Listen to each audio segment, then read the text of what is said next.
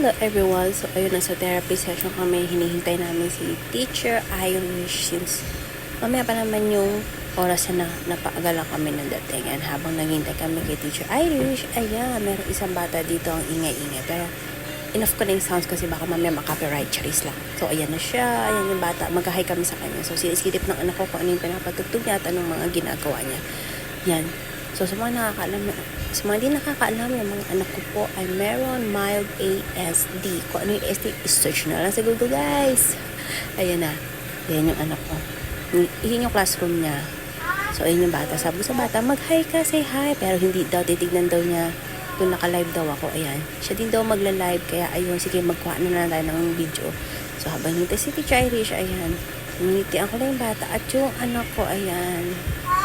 Naglalambing-lambing na naman at malapit naman na yung time niya kaya ibababa ko na siya. So habang